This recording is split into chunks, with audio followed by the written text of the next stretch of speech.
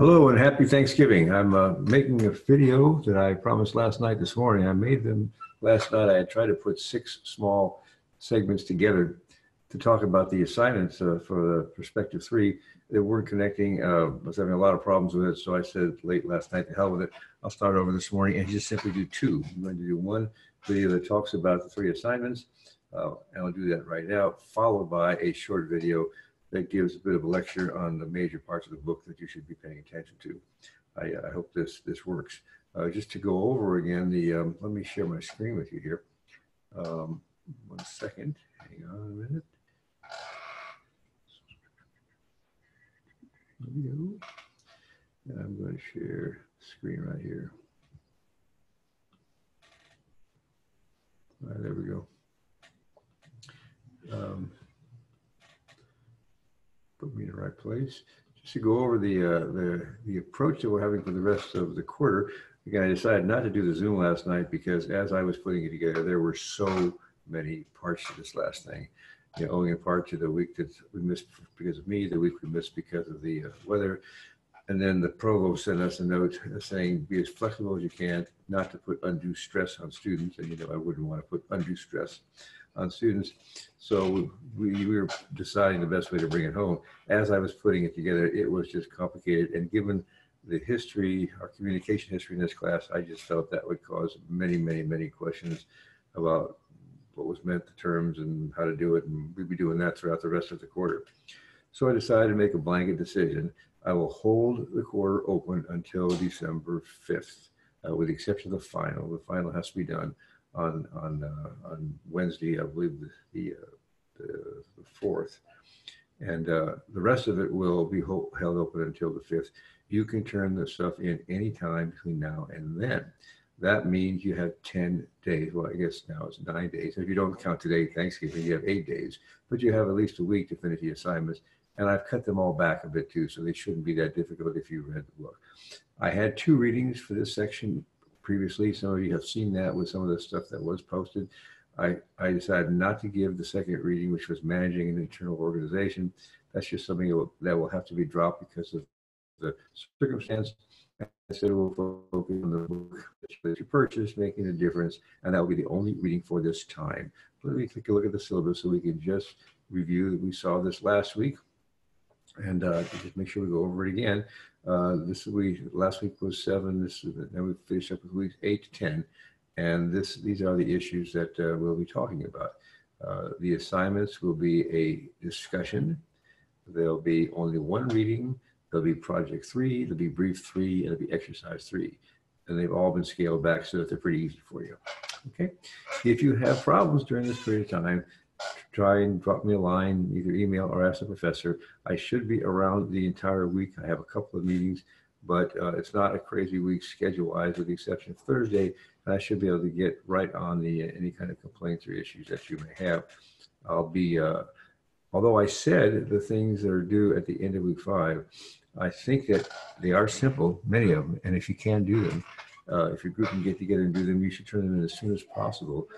I am committed during this period of time to just get as many things done as I can. If I see a discussion, I'm going to try and answer it. If I see something posted, I'm going to try and grade it. I have 3 classes, probably 300 students. And so I have things coming in from every direction all the time. So the only thing I can do if I don't want to spend the last weekend doing 48 straight hours of grading is to grade things as they come in. So as they come in, I'll be happy to grade them. And as your grade gets finished, I'll be putting the final grade in the grade book. Okay, so that's just a little bit of just administrivia for the class. We talked about that last week, but I thought that this is what I would go over again on the Zoom. I thought it'd be nice to have a video so that you can play it over and over and over again if I'm talking too fast or you don't get it or you forgot it or something.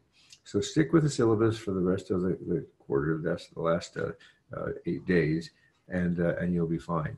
Let me go through the projects right here really quickly. Now, for each project, it has been posted. The actual project itself has been posted in the assignments folder in Blackboard. Use whatever that is posted there. There's typically instructions and a format or some other way to answer it. Because I'd like you to take your answer and assign it and file it in the assignment folder so I can put it into the gradebook. Okay, so that's that's the issue. These are slides that I put together to make it easier for you to understand. The slides came right off of the briefing material, the assignment material. So they should be verbatim and word for word. So let's take a look. First of all, we're going to have a brief again. The brief is relatively simple. It's on the book, Making a Difference. I'm asking 5 questions. They're right here. I'm not going to read them to you, but 5 questions.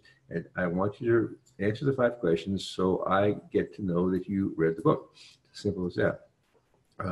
I will look at the form has been posted for you to answer the questions on.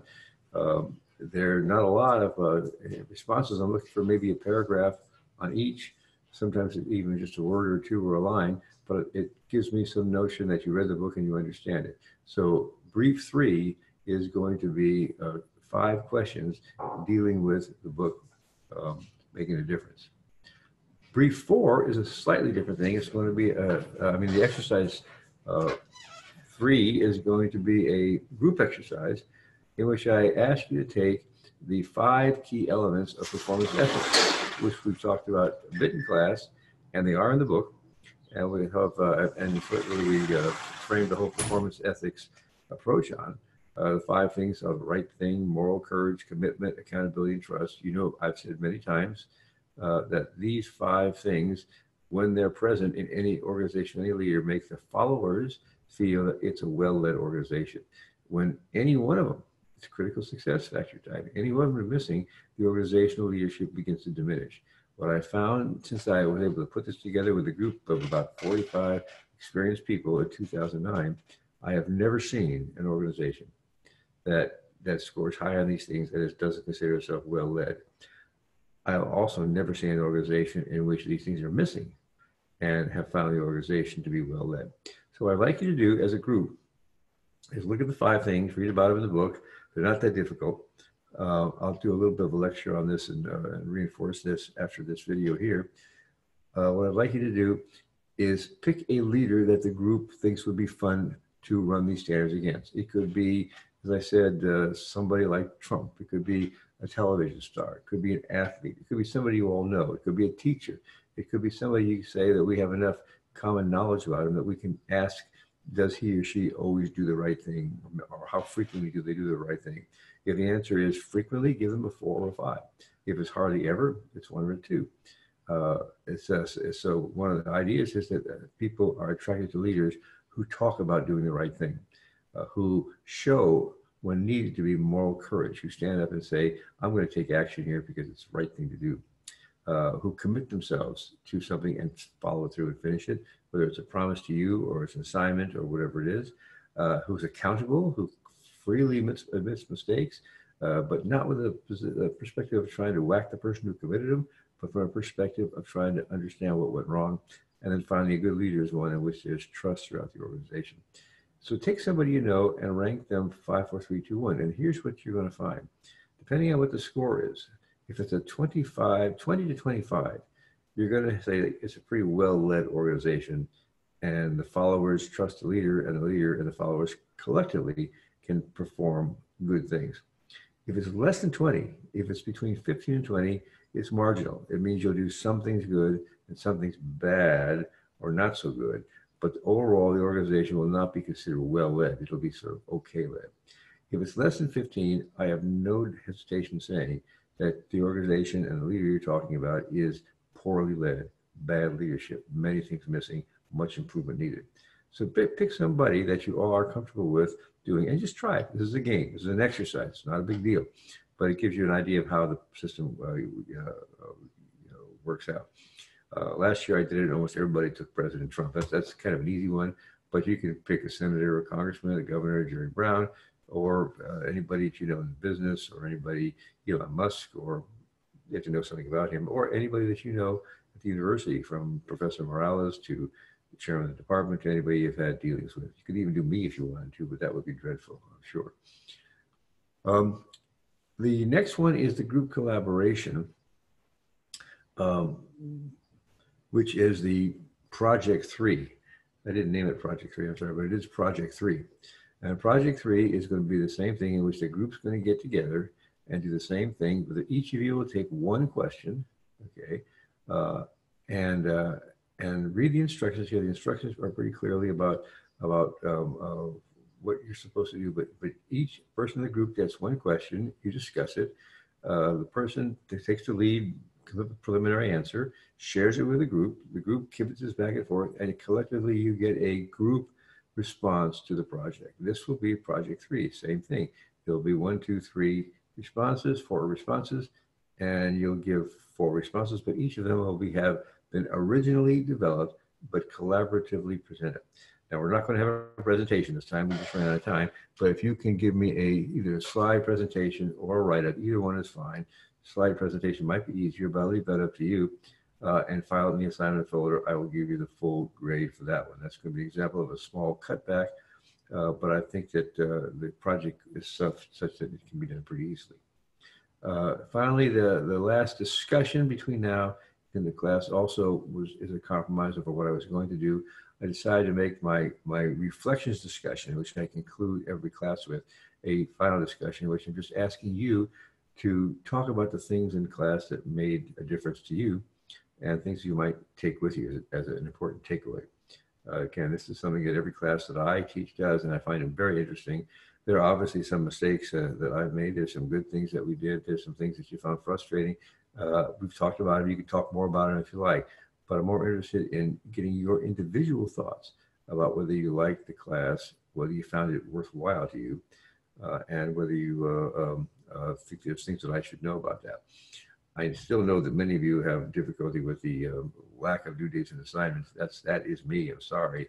Again, I taught graduate school for 30 years, and seniors have been a big part of my teaching, senior theses, and I just don't feel like treating seniors and graduates like freshmen and high school students by giving them due dates. This is college. This is not a grammar school. It's not even a work world where you have due dates. This is get it right, take your time doing it, make sure it makes sense, and turn it in an appropriate time, but not on a specific date or night. I'm much more interested in looking at weeks and periods of time. Like this one, I'm getting all the assignments in December 5th is fine with me. So that's my position, and I know that some of you get very frustrated about that. There is not much that I will do about that. I have many discussions here with the people, and that's just the way it is. I was trained this way. I spent 30 years doing it this way. I think it's education. You're more focused on what you learn than when you learn it. That's it. Okay, that's it. I'm going to take over your Thanksgiving with videos. That's all I want to talk about right now. I'm going to take a quick break and do a short lecture on the topics of the assignments so you get some better perspective on that. But this is just a list of the assignments between now and December 5th.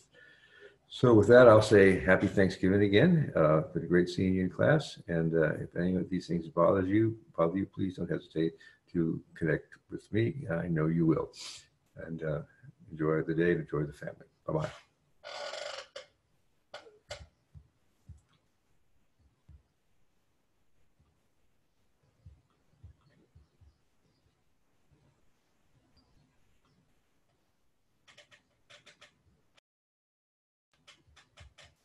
Trying to figure out how to turn this guy off right now.